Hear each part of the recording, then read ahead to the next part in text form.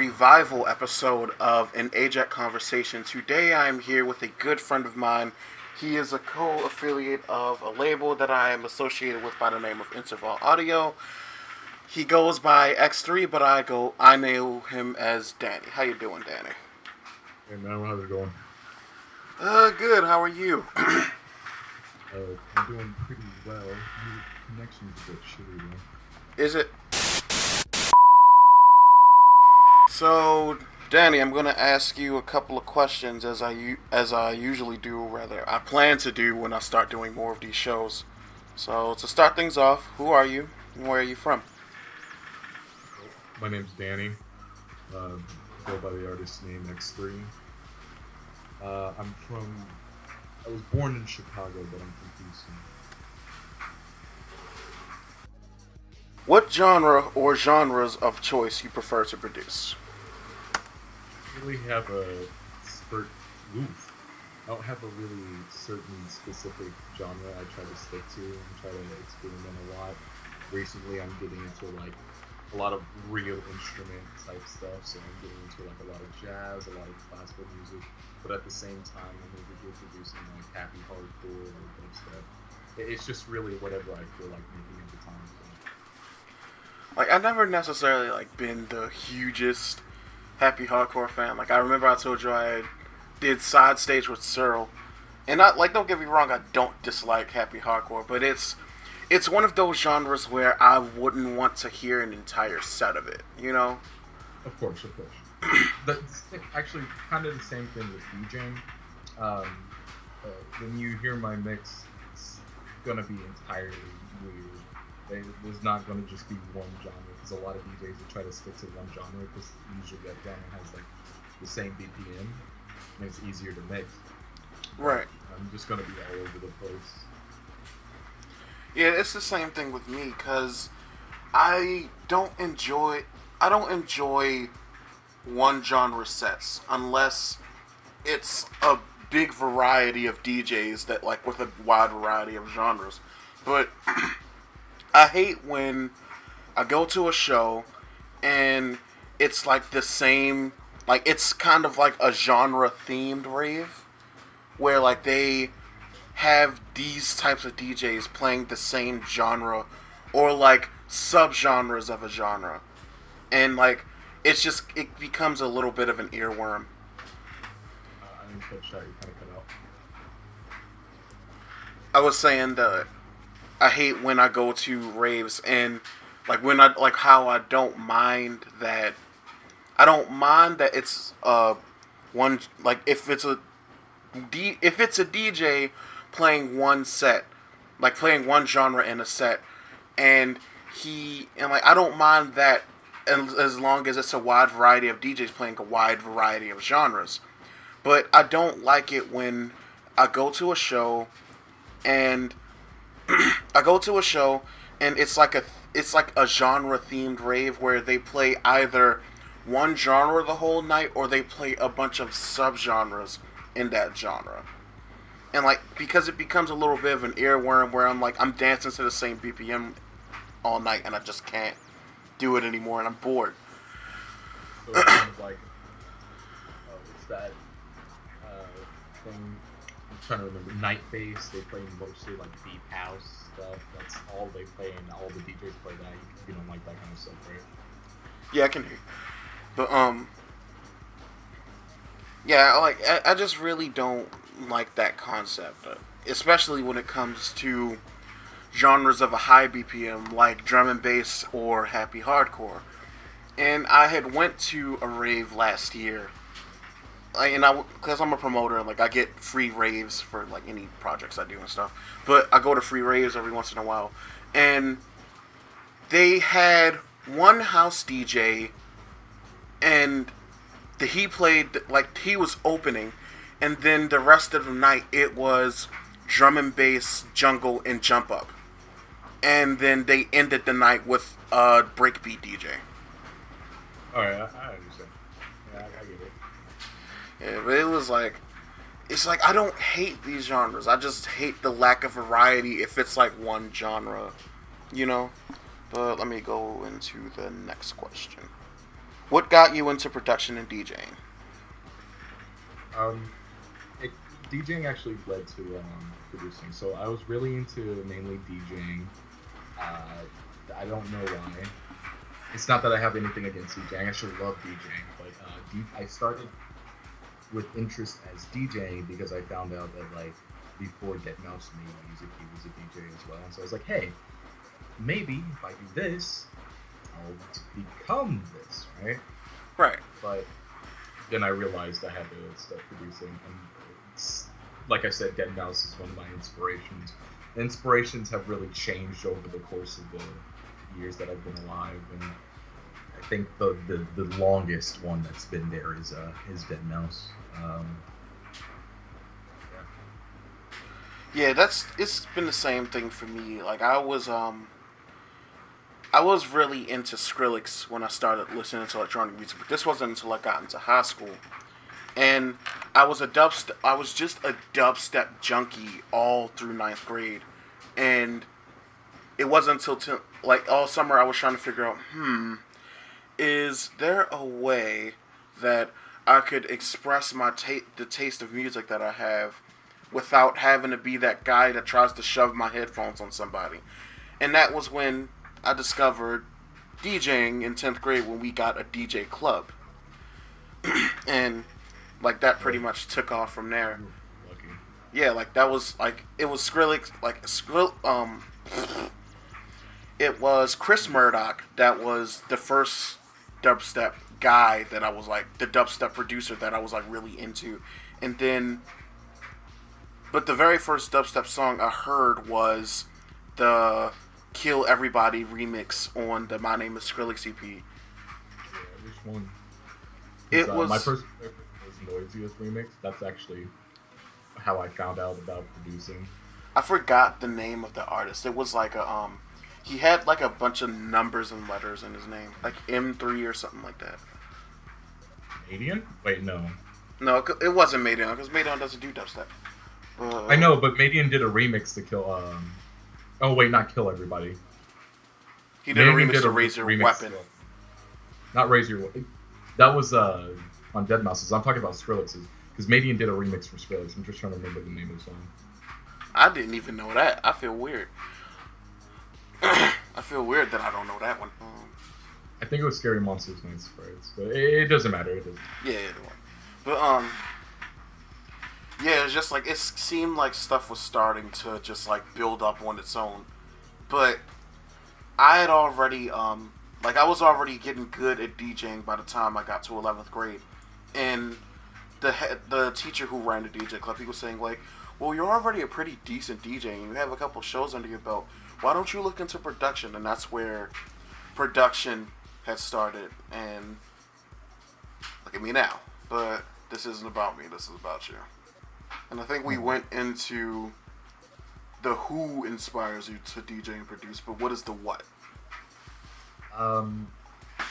So this is kind of, I don't want to get morbid or anything, but one of my goals before I die is to put a smile on everyone's face to make sure everyone's happy. That's not morbid. That's dope.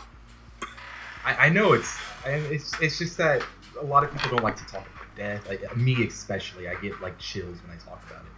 But I wanted to, I wanted to put a smile on face, whether it's making music or doing the other things that I do. So like I make YouTube videos on the side with some friends of mine, and that's not only a fun time for us because that's a happy experience. We get to hang out, we get to make random stupid shit, and yeah, like we fun. just get to shit post and laugh about random shit and make memes about each other and not get offended about it. And that's what I like about us as Interval, like everybody in Interval, is that like we can take a joke, but we also know when too far is too far. Yeah. But like I was saying, I just wanted to be an entertainer in as much things as I do, so I could put on a smile on everyone's face. Because if I'm just making music or if I'm just DJing, I can only give a certain amount of people, a smile because, hey, they're enjoying music, the music that makes them happy. but at the same time, I want to do something where I can make jokes on a podcast for an hour with some friends of mine and have people who are into more comedic things than music have a smile on their face as well. Right. And so that's really what inspired me to produce, just so I can put a smile on the face. Right. And like, what inspired me though? What inspired me, like, not as in like your inspiration is not significant, but it was because you and me as black people, we know that the black community isn't very fond of the electronic genre, and Yeah. I've always Which is crazy because like we invented it. yeah. Well, not even that we we didn't I don't invent the even whole thing, but like certain genres of it is very dominated by black people because it was invented by them. Such like we were pretty much like the people that paved the Golden Brick Road. We had people like Reggie Watts and DJ. No, Reggie Watts wasn't DJ, but DJ Knuckles. Like, Yeah. because they have the old school DJs had a lot of weird names. But anyway, like, besides Like Carl Cox, he's currently killing it Yeah. inside of the. and I think it was one DJ that actually died. Yeah, I forgot his name, but I was living in Minnesota at the time, and my uncle was really torn up about it because it was his favorite DJ, and I didn't even know about him. And I heard a lot of his music. I was like, really, this is amazing. This dude, how come I never heard of this dude? And Because like, I'm so. I don't like talking about race. I try to keep it away from me as possible. I do But too it's sometimes, but like amazing sometimes that you the can't black help it. community is able to make this type of stuff, but I've never heard it before because everything is dominated by, other races. I don't want to say specifically white. Like I said, I don't want to get into Yeah, like I hate the term, what black people music or white people music. Like, and like it really like irritates me when people subject music like that, like subject music into a race, as in black people are only supposed to listen to this and white people are only supposed to listen to that. And I'm trying to say, like, just because a white person made it doesn't mean a black person can't enjoy it. Yeah, I get you. And like even the old heads, they do it too. I remember back when I was working at the thrift shop, there was this one guy because we were playing a bunch of pop music that day, and because we usually play like old soul and Motown, but I remember I was like putting some stuff on the shelves, and he was like, okay, so when are they going to stop playing the black music? And it put a bad taste in my mouth, and I'm just like, I didn't yell at him, but I politely said, well, there's no such thing. Yeah, it's weird. I don't really fit it because the funniest thing about, quote unquote black music is that a lot of it's produced by white people. Right. By white producers. It just happens to have a black singer or a black rapper over said beat. And nobody says anything about Eminem. Like, nobody. It's I was gonna say reverse racism, but it's still racism. Right. Do you feel like the EDM scene has become more divided or united in the past year? Oh, extremely divided. Mainly because of the subgenres. Definitely. Especially. Wait, say it again. I said definitely. Yeah. So, like rhythm, for example, rhythm has extremely divided the ultimate dubstep community. I can Go attest to that. And even in interval, we kind of get choked up about this. We get choked up about this argument where, like, people say, "Oh, rhythm is better than dubstep, and dubstep is better than rhythm," but like it's still dubstep regardless, and it's still electronic music. And I remember I posted that in a group chat, talking about how I hate when people say a clearly electronic genre, like made on the same DAWs and all of that shit. Like, a clearly electronic genre is for some reason not EDM. That's another thing that's divided the EDM community. The DAWs. saying like, "Oh, Ableton is like the elitist, and FL Studios is petty shit," or like one of the people inside of Enderbolt, Sean, he uses I think Repeator. No, I don't know. It's some thing that is that like no one really uses that often. I think it was I forget. No, I think it was. I think Kill the Upstart gets the most shit because we roast him, we roast Alex on a regular basis about how the fact that he's the only person in the like I think like out of two people in like the entire like collective of Interval that uses Reason. But it's not like we're serious. Like we're messing with him, but it's just like you're the only guy that uses Reason. And I'm not even knocking Reason because I never even touched Reason before, and he made a dope ass remix of Quinta. So like I can't even like get on him for that. And like I feel like the biggest argument that I've had when it comes to the subgenre like not being EDM, it definitely has to be hardstyle fans. And I talked about this with you before, where they get like they basically like say bitch about how, oh, our genre is an EDM and it's not like that peace, love, unity, plur, techno shit. It's like we go hard in the paint, we beat bees in the track. And I'm just like, no, you don't. And one of my favorite hardstyle songs is actually named "Fuck EDM," and I feel like a lot of things these days. Like, yeah, a lot of people kind of divide themselves from EDM. So like Niha and like GTA, they all have this fuck a genre type thing. It's good that they're trying to not put a genre on stuff, but at the same time, it's kind of like it's a little too thing. It's kind of like when you have like it's kind of like when you have a Black Lives Matter supporter and then you have a Hotep, which is like the annoying one, you know? You get it? You know what a Hotep is, right? Yeah, I know. Yeah, it's just like there's like you can say that there's these main genres without saying, oh, there should be no such thing as genres. We need to abolish genres. We're just saying we don't need thousands upon thousands of subgenres. And I'm just like, and the other day I think Yaz, he was talking about, oh, Robo-Step is fucking dope. I'm like, what the fuck is Robo-Step? Yeah, like subgenres within subgenres that I just don't know. Right.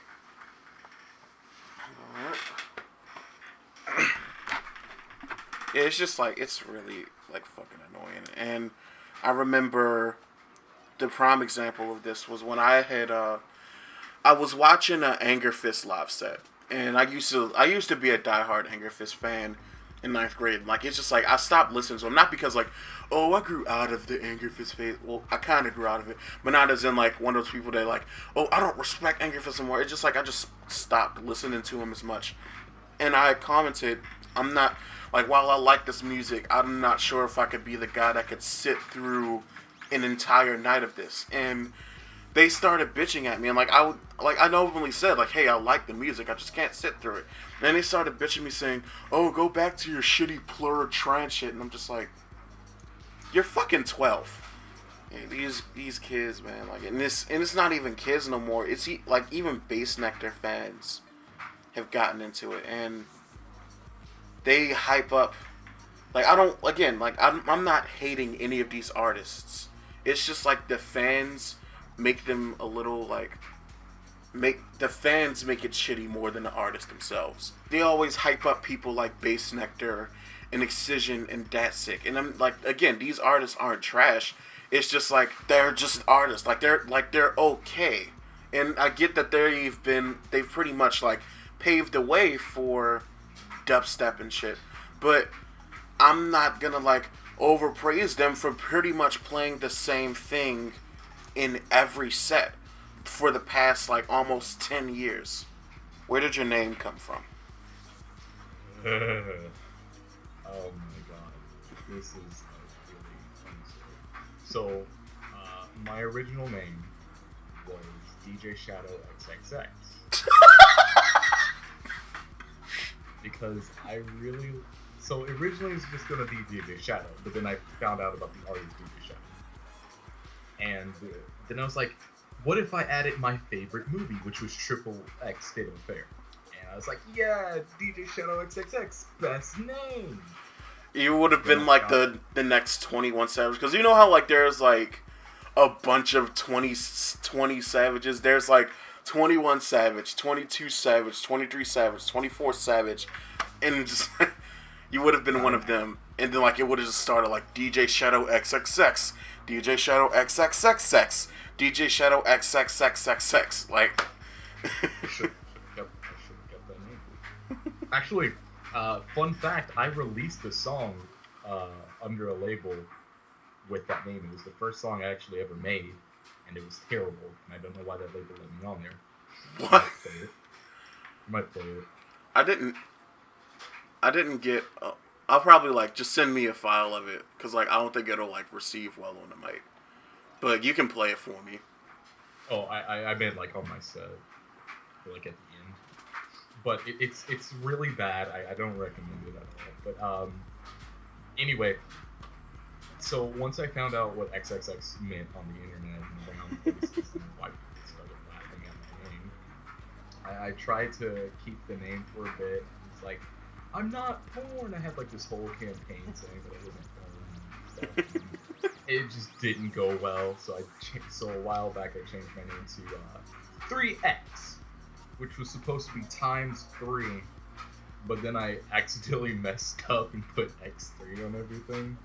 I was like, well, just gotta deal with it. Right. I went through like 3 names and I stuck with AJETT. I used to go through. I used to go as DJ Snorlax, like back in 10th grade. But then I found out that if I wanted to like legally have that name, I would have to like pay Nintendo a lot of money, and I don't know how much that would be in the end, but pretty sure it was a lot. So I just had to stick with it. Then I went with Austinius. And that portion of my life I don't talk about because that was my brony phase. I was going through DJ Shadow at 6 I had a slight brony phase. It was really interesting in the show. And I wanted to like, the other thing was I wanted to have a Jabberwocky mask for some odd reason, and I would create designs like on like I wanted to have like these types of masks, and I wanted to design them all. And I wanted to have an outfit where it was just like it was a half black, half white tuxedo, but that kind of changed. That kind of like evolved when I moved to AJETT, because like now I have the suit jacket with the tuxedo shirt, and now I got an AJETT hat, and I got Snorlax slippers. Come at me. I mean, I like AJETT. I was thinking about getting a shirt, but I currently don't have the money. But like, I like the branding. The hat, I'm really into snapbacks. If you can see right now, I don't have my camera on, but you can see I'm currently wearing a Sonic hat. Just the whole reason why my name was DJ Shadow, because I was really into Shadow the Hedgehog when it came out. So we both went through 2 cringy phases in our lives. Very. I went through the Brony phase. You went through the Sonic phase. Oh God.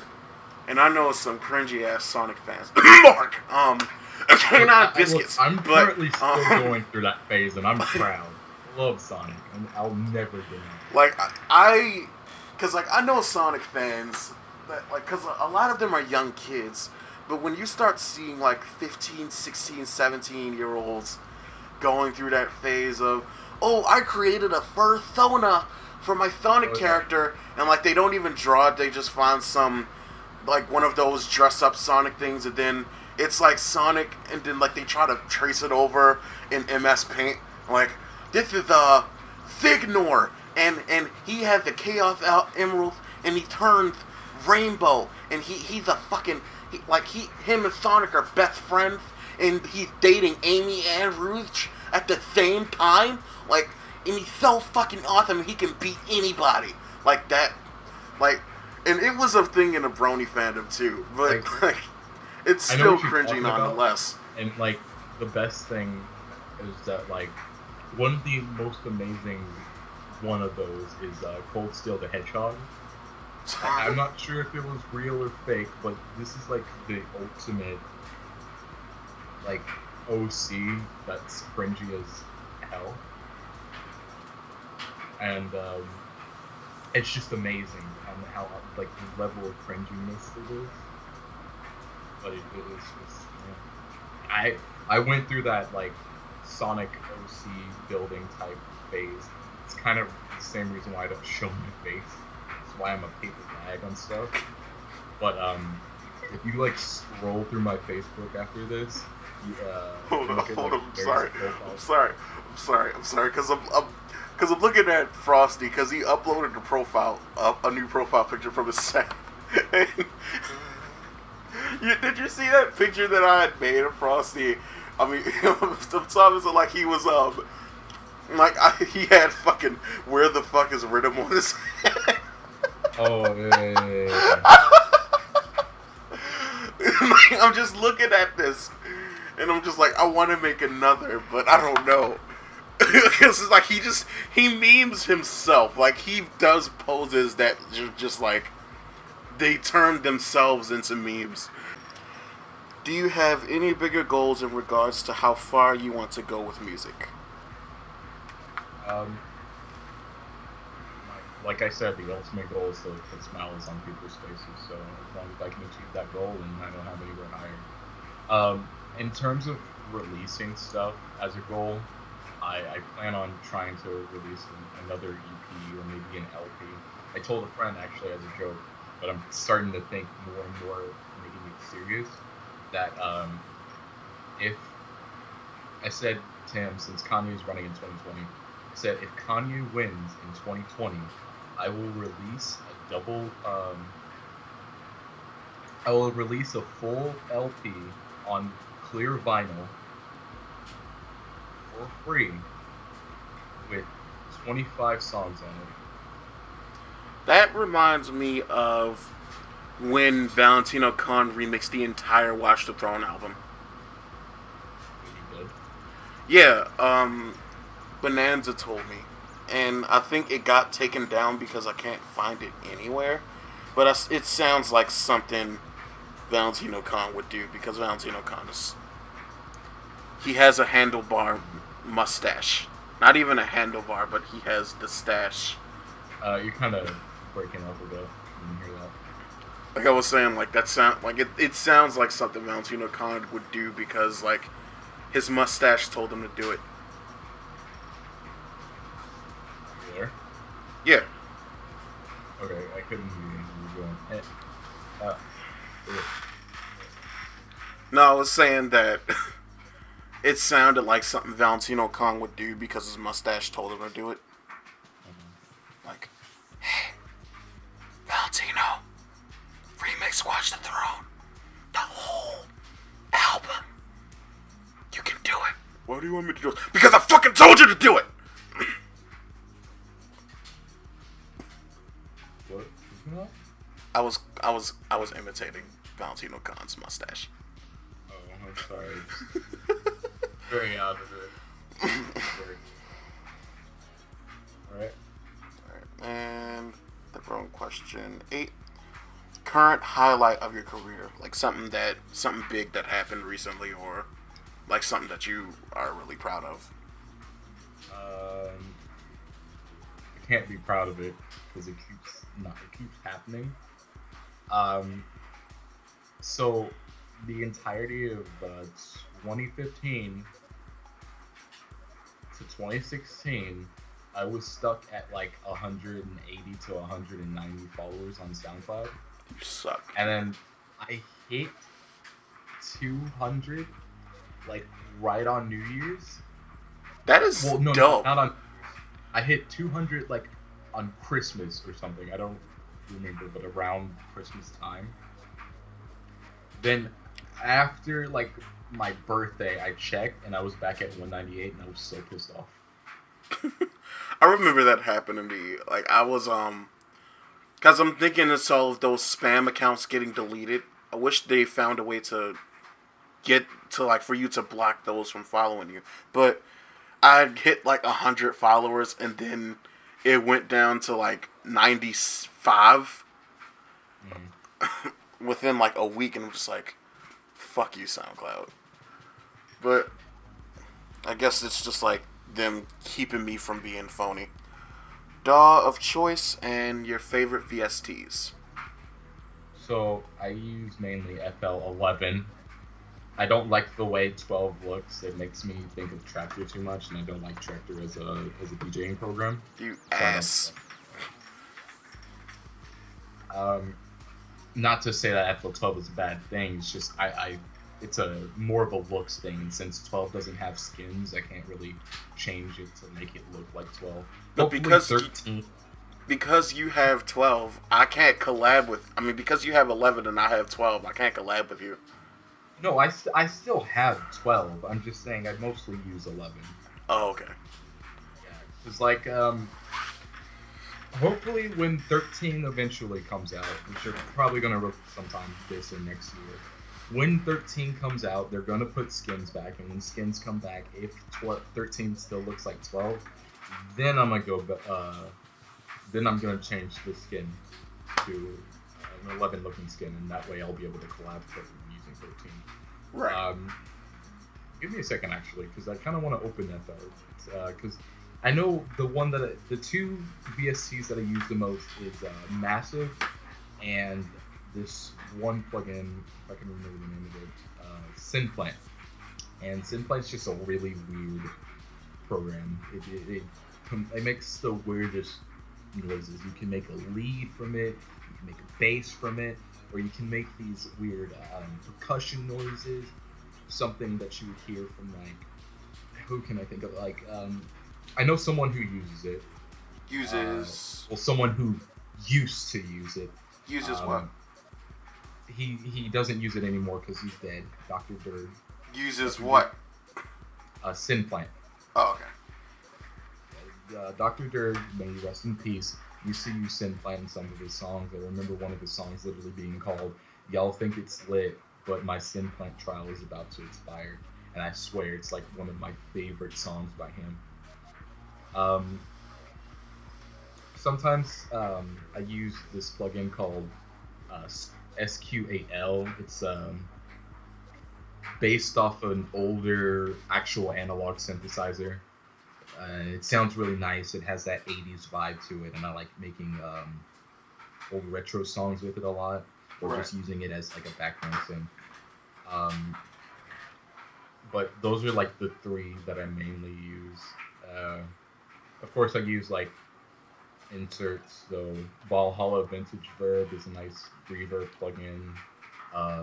Ozone 7 is a nice, mastering. Really weird. Have you cracked and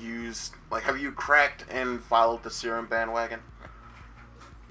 See, so before I had the mentality of me just being all over the place with the genres and thinking I had to stick to one genre in order to become popular. Mm-hmm. I actually did jump on that bandwagon, but then I realized that I like using Massive more than Serum. I actually don't know why. I just like Massive more. I guess because I'm more used to it, and I know how it works, the insides. And Serum, I'm still trying to learn. You can put Massive wavetables into Serum, right? Like I said, I'm still learning, so I actually did not know that. But I'd rather stick with what I know than try to use something that I know I'm gonna fuck with. Yeah, like, because I was like dabbling with Serum, because like I don't entirely know it yet. I just follow tutorials from time to time, but I have seen a wide variety of like things that you can put into that box, like where you put all your wavetables and shit. I've seen people make Dat Boy wavetables, Donald Trump wavetables. I put a PNG of my logo in there and tried to make a synth out of it and failed horribly. But you can pretty much put anything in there. And the one thing I'll give credit for Cymatics to is the Animal Noises wavetable, because they made some pretty decent sounds out of that. But most likely they probably stole it. But anyway, that's that's why I wanted to learn Serum, not because I want to be like Getter, I want to be like this guy and that guy. It's just like it seems like an interesting plugin that you can pretty much get away with, like on a wide variety. To me, I feel like Serum is just a combination of Massive and for the FL users, Harmer. I feel like that's just a combination of the two because you can resynthesize stuff in Harmer just like you can in Serum. You can do images, you can do wavetable, or sound waves. You can basically use it the same way that you use Serum's sampling.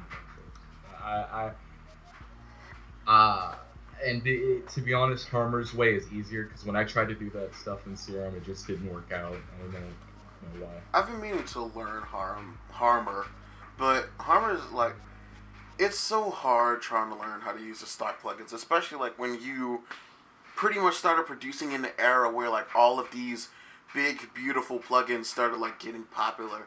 Because I started producing around the time where Silence was on the rise, Massive was like the fucking powerhouse, and Serum didn't, I don't even know if Serum existed yet, but it was just like there was talk of it, you know.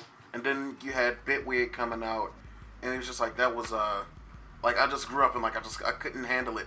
So I want to learn the stock plugins as much as I want to learn like Serum and Massive, but it's just like it's so much, you know. Yeah, I get you.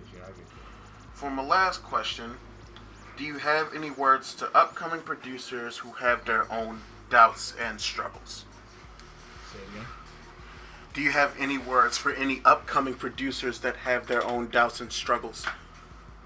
Okay, so one thing I've been doing my entire career is doubting myself, thinking that I'm a bad producer, and to be honest, I still do that stuff. I still think that I'm not good enough and I can be better, and I do it in a negative way. Like everyone knows that they could be better, and that's a good thing. You recognize that you could always improve your talent, and that's something you should learn. It's one thing you should learn.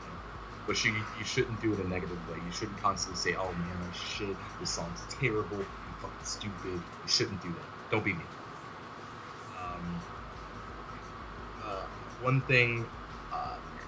One thing I hear from a lot of people whenever I like submit songs to switch people who are reviewing tracks or streams that just say submit your demo here. A lot of things that I see these people tell me is, Danny, why aren't you taking this seriously? Why are you purposely doing this? Like, you know your stuff is good. Why are you putting yourself down? Just don't have that negative mentality about your music. I'm not saying think highly of your music all the time, because then you'll seem like an asshole to people. Like, don't put out your first track and act as if you're Skrillex. Yeah, like, you should still feel some negativity because, that song is good, but it's not the best, Right. Always feel like there's, like you can improve on something, like feel like you're better than others. Like, even my mentor, he told, like, when I sent him my very first track, he was saying, it definitely sounds like, it's obviously shit, but it definitely sounds like you know what you're doing and you know what you want to make. Yeah. And, I don't know, maybe try to incorporate some of your, like, more than just musical inspiration, but try to incorporate things around you into your music, and it makes your music feel more like you, Right. Since it's your music, you want it to stand out from all the getters and all the side projects. I don't know why I said that. I meant to say EV, but side project came out. So you want to separate yourself from the countless and countless of drones that sound the exact same. Right. So I was just doing more. So, for example, if you like the Game Grumps, because I have Game Grumps time, so if you like the Game Grumps, try to incorporate, stuff that you find funny or interesting from the Game Grumps, and try to somehow incorporate it into your music. Like, maybe use a sample of Danny singing inside your song, or Aaron freaking the fuck out. I'm shocked. I'm honestly shocked about that. I haven't seen too many people sample Aaron. I just realized that I don't see many people like sample Aaron like going berserk, unless it's like a actual Game Grumps remix. But I feel like now I want to do that for some reason. Like I just want to sample something from Aaron. It makes like a good like drop type thing. So like build up, build up, build up, build up, and then it's just like, oh jeez, Aaron going, oh jeez, what the fuck, and then it just goes into the I drop. feel like Midnight Tyrannosaurus has like too many people trying to sample Rick and Morty. Like, Midnight Tyrannosaurus. See, Midnight Tyrannosaurus is a perfect example of his music and then taking in stuff that he likes, like the constant Rick and Morty samples, the Rocco's Modern Life samples. I love him and his samples. They're always like something about him, and they're really Right. Because like even for myself, like every once in a while, I'll sample an anime, or I'll just like for example, I'm remixing a song by Phased and Kill the Upstart, and they used the anime sample from an anime I never heard of, and it was in Japanese. So I took that and I said, "Fuck this shit," and I found my own anime sample that I felt fit more better for what the song sounded like. One thing I plan on doing at some point is sampling Rappa the Rapper, because I love the songs inside of both games and the anime. So that's really something I. Wait, Parappa the Rapper has an anime? Yep. It ran for 30 episodes. I can link you if you want. Please do. I'm interested. I need to watch Beautiful Joe, the Beautiful Joe anime too. But yeah, like I'm pretty much down for anybody to be on the show as long as they like hit me up first and like they plan it and like they keep ahead of schedules, because like that was the hardest thing about revamping this show, was that I couldn't find anybody that was like they were free this like entire week, or like they were free for one day for me to sit down. They were always busy. Oh, I gotta do something today, so we can't do it right now. I don't like having a time limit when I record these podcasts. Like I like when it's just like everybody is just like chill and we don't got nothing to worry about the next day. Yeah. But anything else you would like to say, if you have anything to say? I don't really have much to say other than like self promotion stuff. So that's pretty much it. Oh, you can do that as much as you want. Oh well, I don't really use my Facebook, but I use SoundCloud and Twitter a lot. So you can follow me on SoundCloud, soundcloud.com/x3edm, and you can follow me on Twitter at x3isofficial. You can also follow my label, the 1916. There I'm active on Facebook. And your YouTube channel. And my YouTube channel. My YouTube link is really long, but it's just X3 and Friends. That's where I post all of my content that I make with my friends and stuff. Right. Well, ladies and gentlemen, this has been the revival episode, and possibly the first and not last episode of an AJETT conversation. I hope you all enjoyed our talk, and I hope to see you guys next time.